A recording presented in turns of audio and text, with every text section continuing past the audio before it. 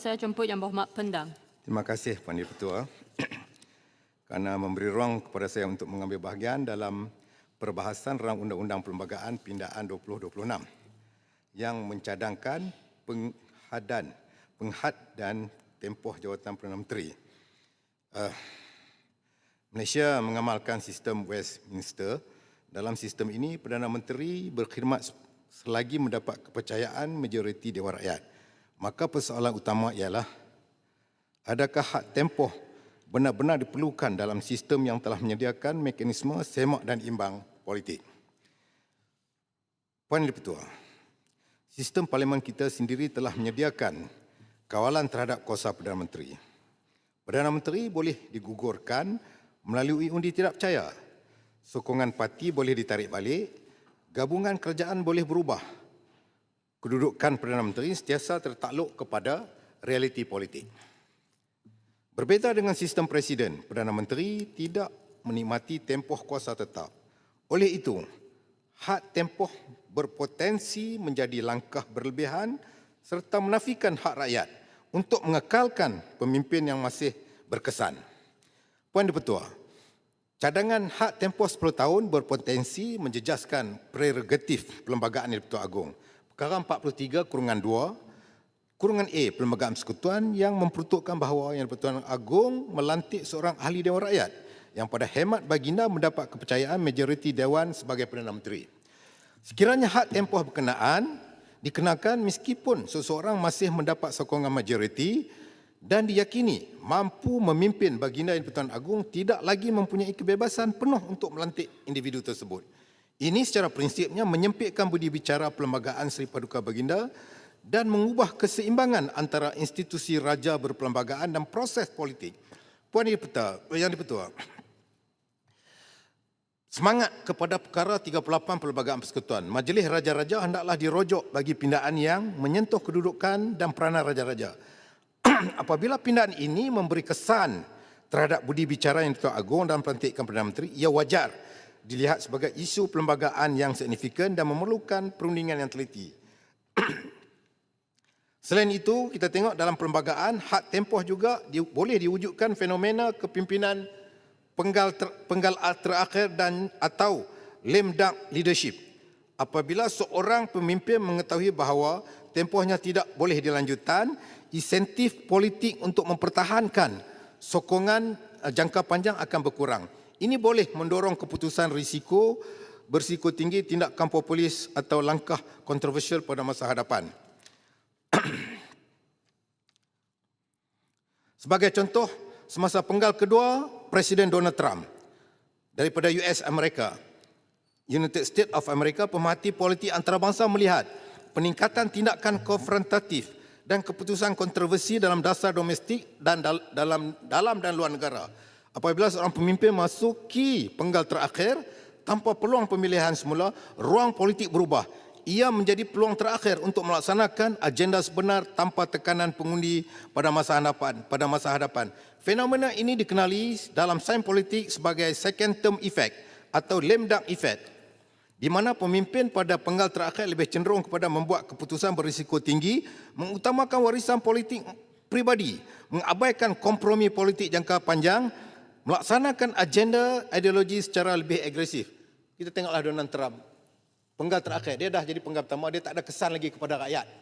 Dia tidak ada apa lagi sama ada untuk menang ataupun kalah. Sebab dia tidak boleh bertanding mengikut sistem Amerika ini, iaitu sistem presiden. Sebab itu dia menjadi gila dan gila-gila. Penggal pertama dulu tak ada. Dia hanya ugut tapi tidak bertindak. Tapi penggal ini dia tidak ugut, dia terus bertindak. Macam sekarang sedang berlaku. Inilah kesan kepada sistem yang ada, tetapi mereka berlainan dengan kita yang Westminster, iaitu first past the post, iaitu presiden dipilih, kita tidak. Kita berdasarkan demokrasi yang ada, hak raja kita sebagai ketua. Puan Yang Di-Pertua, jika kita melihat negara-negara, sekiranya hak tempoh diperkenalkan, risiko dinamika kepimpinan seperti ini tidak boleh diketepikan. Tambahan pula, hak tempoh tidak mestinya menghapuskan pengaruh politik. Bekas pemimpin masih boleh mempengaruhi pentadbiran melalui struktur parti atau pengganti proksi sekaligus mewujudkan kuasa tidak rasmi yang kurang telus. Jika kita melihat negara Commonwealth mengamalkan sistem Westminster, United Kingdom contohnya tidak menghadkan tempoh Perdana Menteri, kedudukan bergantung kepada sokongan Parlimen. Australia contohnya mengekalkan prinsip yang sama, perubahan kepimpinan melalui proses politik dalaman. Kanada membenarkan Perdana Menteri berkhidmat selagi mendapat rakyat dan kepercayaan Dewan. New Zealand juga mengekalkan kestabilan melalui mandat pilihan raya dan sokongan Parlimen bukan had tempoh. Saya mudah saja.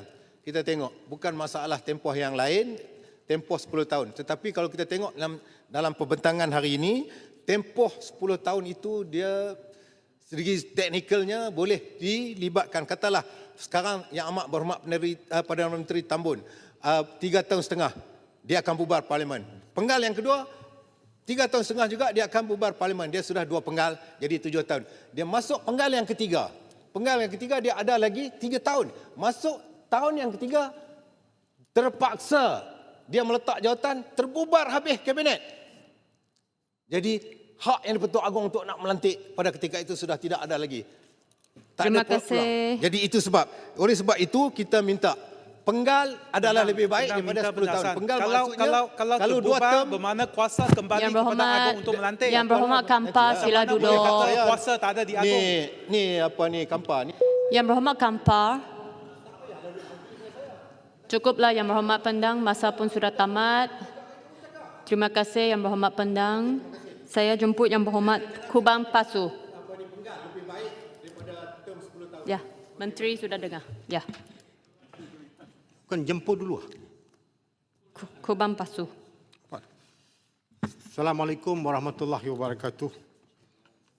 Terima kasih Puan Yang di-Pertua kerana memberi peluang kepada saya untuk turut serta dalam perbahasan yang amat penting bagi negara kita ini, iaitu Rang Undang-Undang Akta Perlembagaan Pindaan 2026. Rang Undang-Undang yang menghadkan tempoh jawatan Perdana Menteri kepada 10 tahun secara agregat ini sedang dinantikan oleh seluruh rakyat Malaysia. Ada yang bersetuju, terdapat juga yang tidak bersetuju.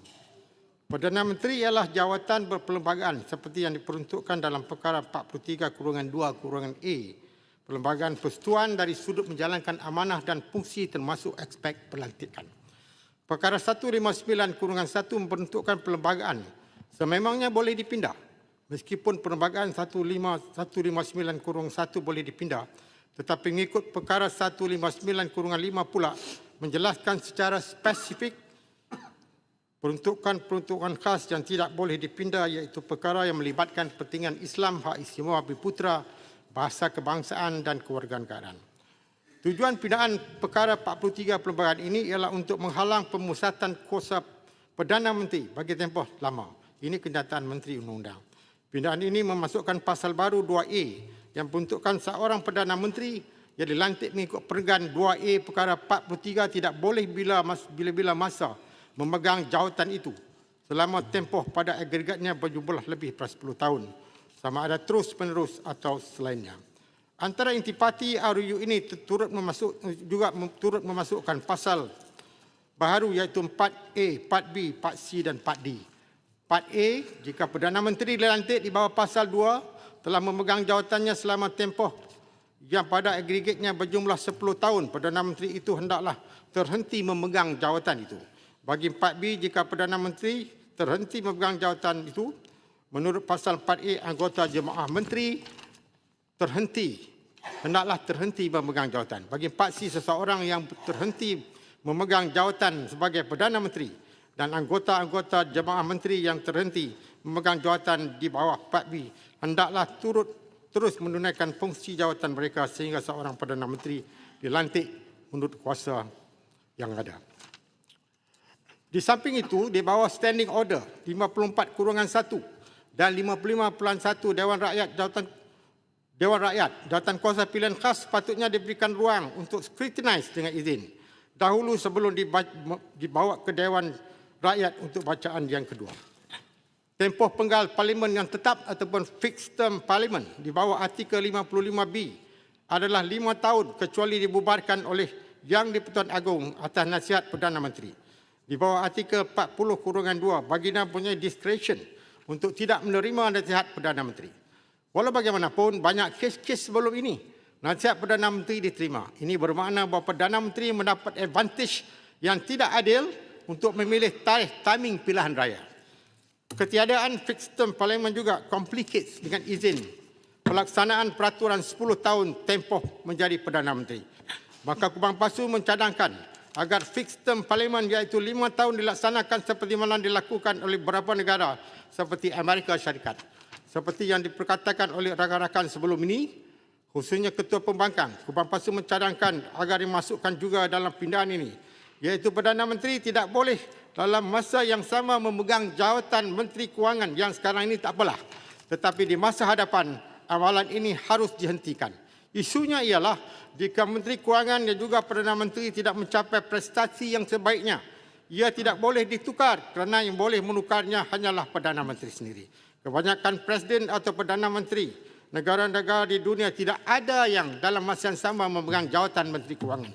Jika Perdana Menteri juga Menteri Kewangan matlamat menghalang pemusatan kuasa bagi pindah ini tak mungkin tercapai. Tidak ada semak dan imbang. Terakhir, Puan dan Petua, ingin saya sebutkan di sini bahawa Malaysia adalah negara Commonwealth yang mengikuti sistem Westminster yang pertama di Asia menghadkan tempoh jawatan Perdana Menteri. Saya tak pasti sama ada putusan ini baik atau tidak. Sekian. Assalamualaikum warahmatullahi wabarakatuh. Terima kasih Yang Berhormat Kubang Pasu.